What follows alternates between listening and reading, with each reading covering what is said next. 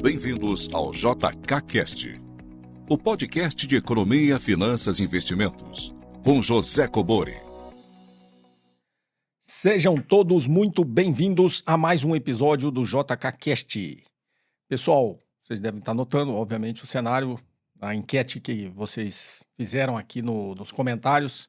Muitos queriam continuar tudo preto atrás, muitos sentiram falta aí de alguma informação, principalmente de livros, então eu desci um pouquinho dos livros, coloquei aqui uma prateleira, um pouquinho de luz ali, conforme a opinião de vocês, tá? Espero que vocês gostem deste cenário aqui, que se vocês gostarem, será o que ficará por aqui. Tá ok, pessoal? E eu agradeço aí a participação de todos vocês com as suas preciosas opiniões. Perguntas em áudio e texto para o WhatsApp 11 95550 0005. Perguntas entre 40 segundos e 1 minuto, se identificando de onde você fala e gravando de locais silenciosos. Caso você ainda não seja inscrito no canal, inscreva-se e ative as notificações para ser avisado sempre que eu postar um novo conteúdo. Caso você goste, clique no like e não deixe de fazer os seus comentários aqui abaixo. São sempre muito valiosos os comentários.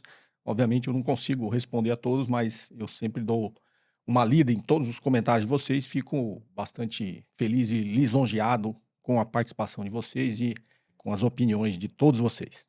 Ok, pessoal? Sem mais delongas, vamos aqui então à primeira pergunta. Boa tarde, professor. Poderia analisar o case Argentina atualmente? O corte de gastos lá fez a inflação baixar para os menores níveis dos últimos anos. Estão baixando os juros e no último trimestre a economia começou a reagir, embora muita gente foi jogada para a pobreza. Essas ações são contrárias ao que você defende, mas parece que estão dando certo lá, já que a inflação está sendo controlada e a economia começa a crescer. Matheus, Rio Grande do Sul. Vamos lá, Matheus. Como você falou, parece que está dando certo. Eu sempre faço uma pergunta básica, né? Está dando certo para quem? Porque a pobreza aumentou eram 42% da população e agora são 53% da população. Ou seja, mais de metade da população argentina está na linha de pobreza. Então, se você pega o mesmo período, você aumentou a pobreza. Então, a economia está dando certo para quem? É uma pergunta simples, mas porém profunda, como eu faço sempre em todos os questionamentos, né? Então, a inflação está baixando. Como eu sempre digo, a inflação por que aumentou a pobreza? Né? Por que a inflação baixou e aumentou a pobreza? Porque você jogou um monte de pessoa para a linha de pobreza, elas pararam de consumir. Ao parar de consumir, você esfriou a demanda e controlou a inflação. Então, essa é uma das pernas. Tem várias outras explicações, são coisas muito mais complexas, como câmbio. A Argentina não tem reservas cambiais como tem o Brasil.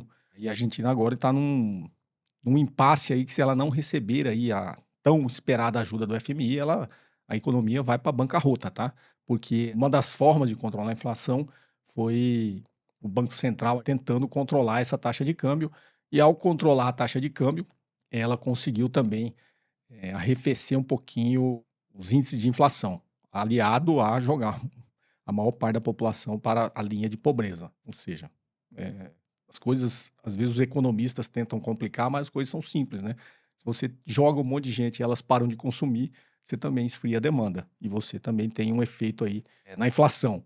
Então, a economia está dando certo para quem? É uma pergunta simples, tá? Tanto que a gente está vendo agora, ultimamente, principalmente essa semana, né, vários protestos, uniram inclusive torcidas rivais, né? A torcida do Rivers e a torcida do Boca. É como se você juntasse aqui a torcida do Corinthians, do Palmeiras, do Flamengo, do Vasco, do Fluminense, todos ajudando nos protestos contra o governo, justamente porque a maioria da população está passando necessidade, né? Ah, mas a economia está crescendo, está crescendo para quem? Está melhorando para quem? É uma pergunta simples, gente. Infelizmente, uma nação vizinha, a gente torce para que tudo dê certo, né? Independente de quem esteja no comando do país, a gente torce para que dê certo, porque quem sofre é a população. Não adianta a gente ficar brigando esse negócio, né, de esquerda, direita, se tem um monte de gente passando fome. Então, passou de 42% para 53% da população na linha de pobreza. Piorou para a maioria do povo argentino, né? Então, o que a gente torce é que, independente do governo, que os planos deem certo, porque, no final das contas, se der certo ou não, o Milei ou os apoiadores do Milei ou não sei o que, não vai fazer tanta diferença, né? Tá fazendo diferença para quem tá passando fome. Então a gente torce para que tudo dê certo para os nossos irmãos argentinos aqui, porque se der certo vai melhorar para a maioria da população. Tá ok? Vamos aqui então à próxima pergunta. Boa noite, professor. Meu nome é Rafael, sou de Florianópolis. Queria saber se o senhor poderia explicar o que fez as ações da Tesla caírem tanto nos últimos meses e os riscos de investir em ações no exterior. Rafael de Florianópolis. Vamos lá. Começando pelos riscos de investir em ações no exterior. O risco tem risco de investir em ações em qualquer lugar, né? Eu costumo dizer que o risco advém de você não saber o que está fazendo.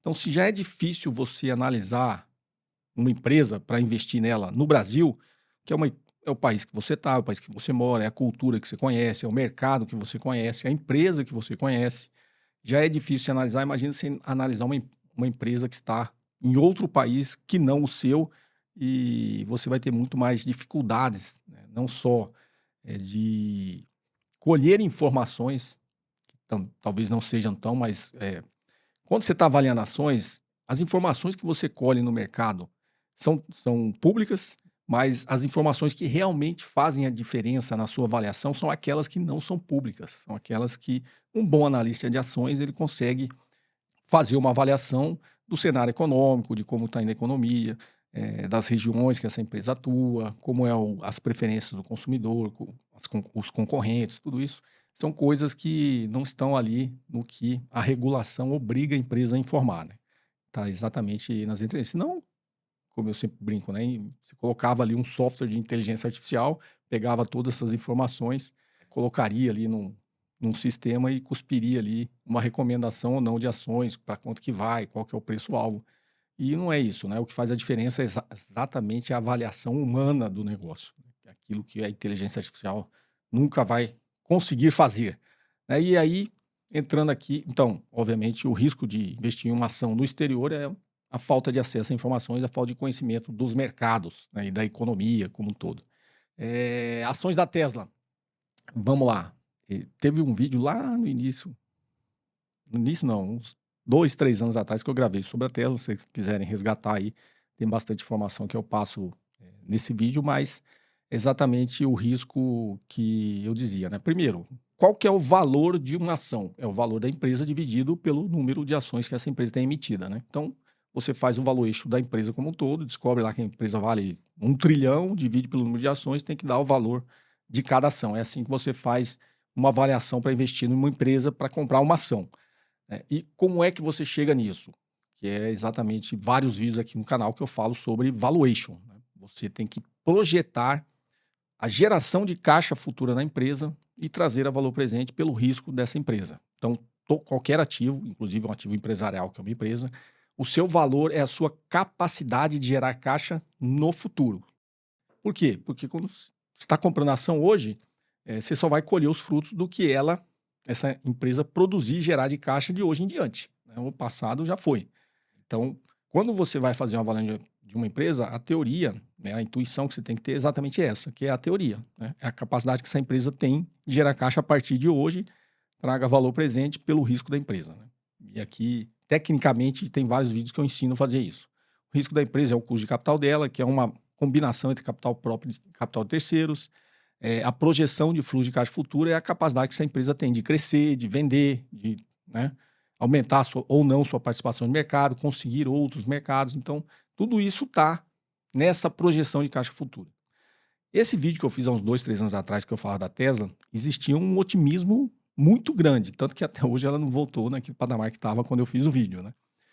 Porque ali, geralmente, quando o mercado está empolgado, os analistas estão empolgados, ele imagina que essa empresa vai dominar o mercado, vai crescer mais que todo mundo, vai tomar o mercado de todo mundo. Então, tinha tudo isso na avaliação da Tesla lá no passado, desconsiderando que no meio do caminho vai surgir concorrentes, a indústria automobilística é muito grande, vai existir, na época, acho que eu até comentei que as outras fabricantes de automóveis, né, a BMW, a Mercedes, a Ford, a Volkswagen, estavam investindo em carros elétricos e que em algum momento iria existir uma concorrência maior para a Tesla e talvez aquele caixa que essa empresa estava projetando para o futuro não ia se concretizar porque era muito otimista. No meio do caminho, obviamente, isso ia acontecer. E, obviamente, aconteceu, né? Aconteceu talvez até pior, porque surgiu a BYD, né? que é a chinesa, que é muito maior hoje em termos de fabricação de automóveis do que a Tesla, uma grande concorrente da Tesla. Então, as condições de mercado já começaram a ficar desfavoráveis para a Tesla. Se fizesse uma avaliação de mercado, naturalmente essas projeções iam voltar um pouquinho mais para a nova realidade quando você trouxesse tudo isso ao valor presente e achasse o valor da empresa seria menor, muito menor do que aquilo que eles tinham projetado lá no passado. Então, naturalmente, o valor das ações se ajusta. Então, você fez uma projeção lá atrás, tinha que ser $100, se você fizer hoje de novo, vai ter que ser $70. Então, aí, naturalmente, o mercado ajusta. Isso para qualquer empresa, tá? Não só para a Tesla. Então, no cenário da Tesla, era isso que, pelo menos, eu vislumbrava que não era aquele mar de rosas que ia ser para a Tesla o resto da vida. Ela não ia dominar o mercado como ela achou que ia dominar, e isso está se mostrando real agora. Agora, aliado a isso, tem tudo isso que está acontecendo nos Estados Unidos, né? O Elon Musk decidiu radicalizar cada vez mais, né? Com esse apoio ao governo Trump, esse alinhamento dele com a extrema-direita, não só nos Estados Unidos, como na Europa, foi lá apoiar o movimento de extrema-direita, aqui no Brasil e tal. Então ele começou a, digamos assim, criar um estereótipo, uma figura muito radical politicamente. Isso tem um prejuízo nos negócios da empresa. Tanto que todos esses ataques, né, que o Donald Trump e a tiracolo Elon Musk tem feito aos outros países, inclusive seus países aliados, tem prejudicado os negócios da empresa porque estão boicotando a compra de carros da Tesla, né? O Canadá mesmo boicota quase todos os produtos americanos, inclusive carros da Tesla. Essa guerra comercial tarifária prejudica os próprios chineses lá, a maior fábrica da Tesla na China, estão comprando menos carros da Tesla. E essa guerra tarifária vai diminuir a venda porque os carros da Tesla ficarão mais caros, inclusive na China, né? E no resto do mundo. Então tem todo esse impacto no valor do carro pela guerra tarifária, pela guerra comercial, e tem um impacto na imagem, que aí, na Europa, as pessoas estão boicotando os carros da Tesla. Então a Tesla, naturalmente, dadas as circunstâncias, né, ela já venderia menos, dado o aumento da concorrência, mas agora está vendendo muito menos, porque os consumidores estão boicotando a marca da Tesla, e isso naturalmente joga as vendas da empresa para baixo e joga essas projeções de caixa futuro que eu disse no início. Então, é isso que está acontecendo, né? Se você é um investidor da Tesla, você precisa prestar atenção nesses movimentos aí que acontecem no mercado acionário e por que o valor das empresas são afetados, tá ok? Vamos lá, a próxima pergunta. Olá, professor. Sou Marleide de Pereira Barreto, São Paulo. Muito obrigado por compartilhar seus conhecimentos. Professor, em alguns vídeos o senhor disse que o modelo econômico mais adotado é o modelo do país dominante. No nosso caso, é o capitalismo neoliberal por causa da dominância dos Estados Unidos. Caso a China se torne dominante a ponto dos Estados Unidos se torne irrelevante, podemos supor que o modelo econômico chinês ou algo parecido com esse modelo seja adotado no lugar do modelo neoliberal? Bem, vamos lá, Marleide de Pereira Barreto, aqui em São Paulo. Marleide, na realidade, assim, você está certa, né? Quando eu falo é porque os Estados Unidos, até o modelo que ele quis implementar no mundo era o modelo que ele gostaria, porque ele precisava desenvolver mercados fora dos Estados Unidos para que as suas empresas, né, o capitalismo americano, pudesse atingir os outros mercados. É uma espécie de colonialismo econômico, né? Ele tinha que colonizar os outros. Eu falei até em alguns vídeos, em algumas entrevistas, que é o famoso consenso de Washington, né? Depois que eles atingiram o patamar, protegeram o seu mercado durante muito tempo, desenvolveram a sua indústria, desenvolveram todo o seu mercado, se tornaram extremamente competitivos, e aí tudo aquilo que eles fizeram, eles pregaram para os outros países não fazerem, né? Que é o famoso chutando a escada, né? Depois que eu estou lá em cima, eu chuto a escada. Você não vai usar os mesmos degraus que eu utilizei para chegar aqui. Então chutou a escada e veio aí o modelo neoliberal, o consenso de Washington, ó, livre mercado, privatização, corte de gasto público, não sei o quê. Nada do que ele fez. Ele não fez nada disso. Ele fez o contrário, né? Ele protegeu o seu mercado, compras governamentais, gastos fortes do Estado para desenvolver o seu mercado. E depois que ele ficou forte, ele inverteu e passou a pregar o inverso para os outros países. Por quê? Porque é um modelo ideal? Não, porque é um modelo para os outros países não crescerem, para ele continuar dominante. Então veio esse colonialismo econômico, né? Colonizou esse é o soft power, tá? Tem um hard power que os Estados Unidos é muito bom também, que é incentivar guerras, golpes de Estado, né? Quantas e quantas guerras os Estados Unidos não participou e não fomentou, né? Também, que é o famoso hard power. Mas no soft power é isso, a colonização econômica, a venda, como se esse modelo econômico fosse o melhor para todos, porque na realidade é melhor para ele, né?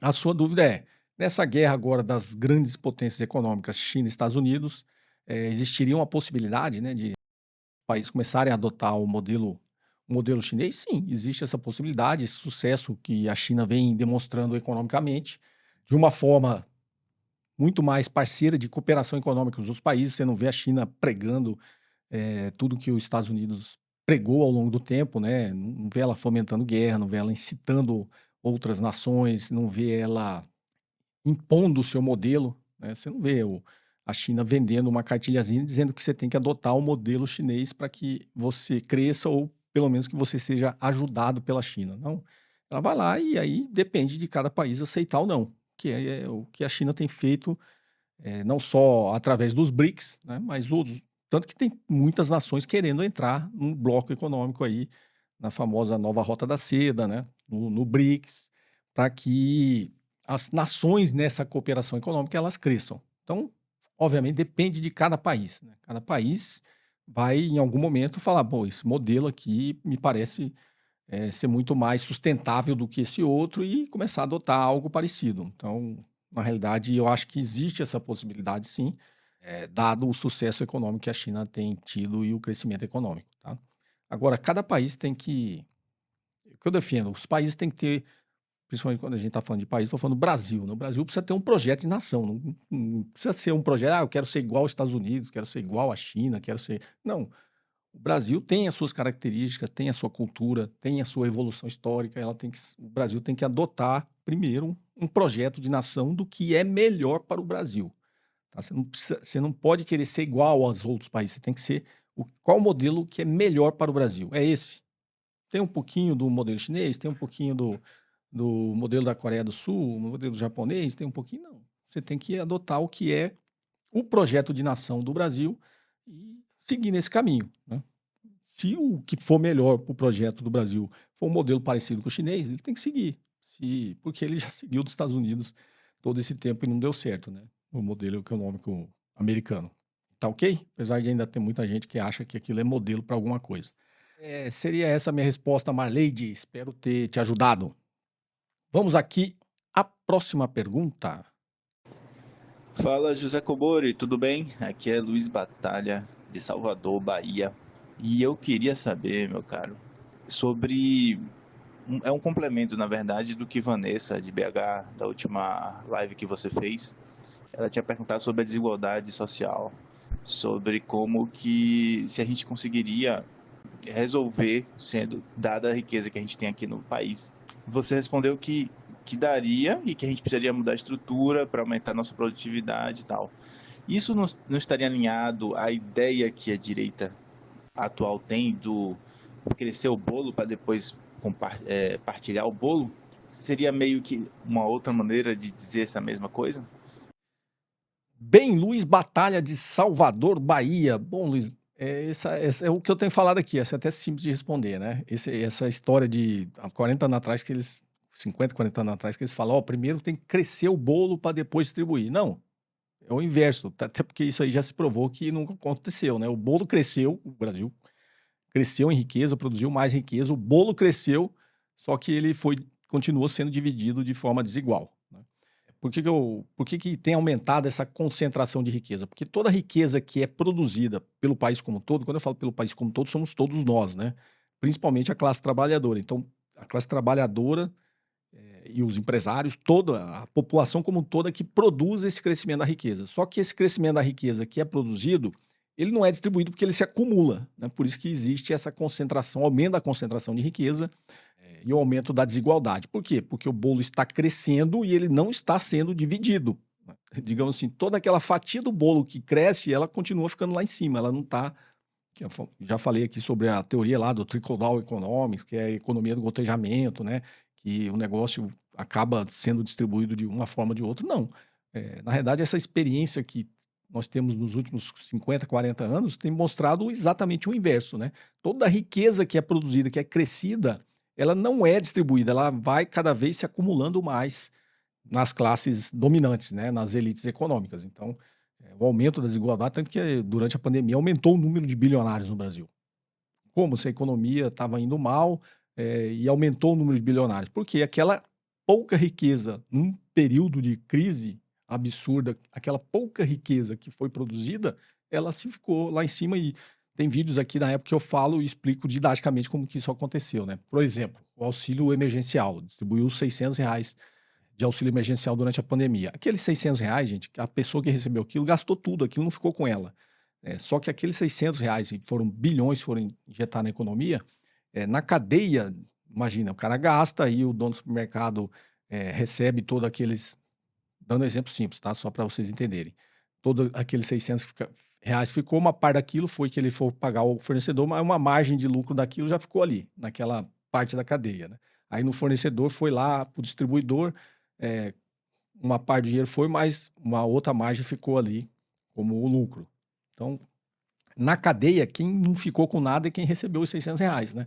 Todos aqueles bilhões que foram injetados na economia, eles foram se acumulando nas classes mais ricas de quem detém os meios de produção, né? A classe trabalhadora mesmo não ficou com nada, tá? Então, esse negócio de a economia precisa crescer para depois distribuir é o inverso, né? A gente precisa primeiro distribuir para depois a economia crescer, tá ok? Essa é a minha opinião.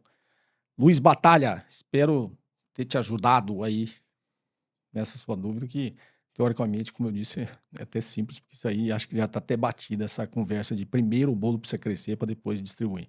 Na verdade, já foi comprovado que o bolo cresceu, continua crescendo e não está sendo distribuído. Tá ok? Espero ter elucidado a sua dúvida, Luiz. Vamos aqui à próxima. Olá, professor. Matheus de Cuiabá, Mato Grosso. Qual a sua visão sobre as diferenças socioeconômicas entre as regiões brasileiras? Notamos que, em termos sociais, o interior do Sudeste e boa parte da região Sul aparentam ter indicadores que remetem a países citados pelo senhor como exemplos positivos, enquanto o Norte e boa parte do Nordeste apresentam indicadores mais preocupantes. Em termos econômicos, também observamos grandes diferenças. Tem uma noção de como esse cenário se construiu? Mas o senhor aparenta ser alguém que foge um pouco do senso comum e pode trazer uma conclusão mais abrangente sobre o assunto. Desde já agradeço a atenção.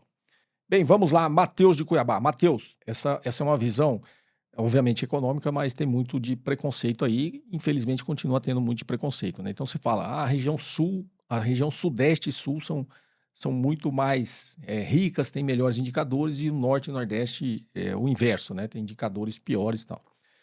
Mas quem construiu a riqueza no Sul e no Sudeste, né? Quando a gente olha, se não me engano, a região Sudeste tem quase 9 milhões, né, de nordestinos aqui na região Sudeste. Então, você vai nos canteiros de obras, quem que está trabalhando lá e produzindo riqueza? Você vai no setor de bens e serviços, quem são os trabalhadores que estão ali produzindo riqueza? Você vai na indústria, quem é que está ali nas fábricas produzindo a riqueza, né? Então, quem produz a riqueza no Sudeste, a grande maioria, posso garantir para você, são os nordestinos, né? Agora, por que eles... Então, aí eles são pessoas que vêm do Nordeste produzir riqueza aqui, produzem riqueza aqui e a região fica rica. Então, tem os melhores indicadores, tá?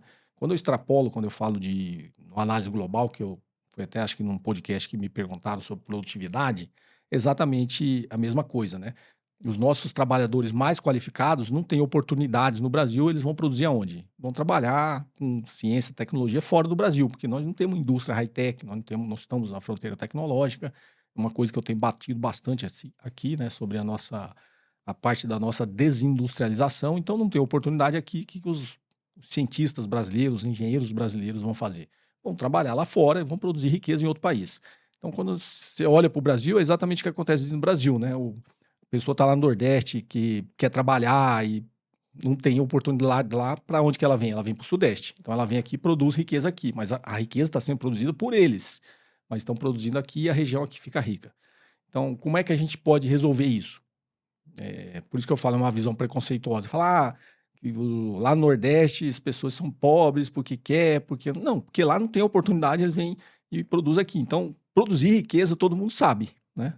Quando a gente olha para o mundo, o brasileiro sabe produzir riqueza. Tanto que as nossas Quando não tem oportunidade de produzir riqueza aqui, a gente vai produzir em outro país, né? Vai deixar outro país mais rico. Mesmo quando você olha para as regiões aqui, ele não tem oportunidade de produzir riqueza no Nordeste, ele vem produzir no Sudeste para deixar o Sudeste mais rico. Mas quem produz a riqueza somos todos nós, né? Então não existe esse preconceito de região, porque é diferença de nordestino para quem é do Sudeste, para quem é do Nordeste, para quem é do Sul, para quem é do Norte, para quem é do Centro-Oeste. Não existe oportunidade de produzir riqueza lá. O papel do Estado é aquilo do planejamento, né, do desenvolvimento regional, desenvolver ciência e tecnologia, desenvolver indústrias que estejam, e que é o que a China fez, né? A China, ela tem centros de produção de ciência e tecnologia e industriais espalhados pelo país inteiro. Ele não deixou que isso acontecesse, né? Essa grande urbanização centralizada só em alguns locais para ter esse movimento, né, entre as regiões do país em busca de oportunidade de produzir. Então, uma política fortemente de desenvolvimento regional é necessário, porque se as mesmas oportunidades que tem de trabalhar aqui no Sudeste, né, se tivessem no Nordeste, eles não precisariam vir aqui para o Sudeste, eles estariam trabalhando lá no Nordeste produzindo riqueza, como tem grandes oportunidades, mas não para todos no Nordeste, né? Então, infelizmente, as pessoas têm que ficar indo para outras regiões, né? Deixar sua família, deixar suas culturas, indo para outras regiões para produzir riqueza, porque não existe oportunidade lá.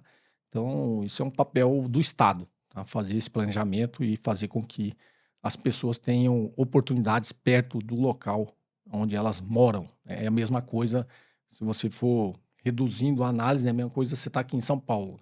Por que as pessoas estão na periferia e tem que todos vir para a área central da cidade para produzir riqueza? Porque não tem oportunidades lá. Então, até para efeito de urbanização, né, a gente precisa também ter esse tipo de planejamento para que as pessoas não precisem se deslocar tanto para trabalhar e para produzir riqueza. Porque riqueza está sendo produzida, né? A gente precisa saber se elas estão sendo produzidas onde deveriam ser produzidas, né? Tá ok, Matheus? Espero ter te ajudado. Pessoal, esse episódio fica por aqui. Espero que vocês tenham apreciado. Perguntas em áudio e texto para o WhatsApp 11 95 550 0005. Perguntas entre 40 segundos e 1 minuto, se identificando de onde você fala e gravando de locais silenciosos. Se você ainda não é inscrito no canal, inscreva-se e ative as notificações para ser avisado sempre que eu postar um novo conteúdo. Se você gostou, clique no like e não deixe de fazer os seus comentários aqui abaixo. Um forte abraço e até o próximo episódio. Você ouviu mais um episódio de JK Cast, o podcast de economia, finanças e investimentos com José Cobori.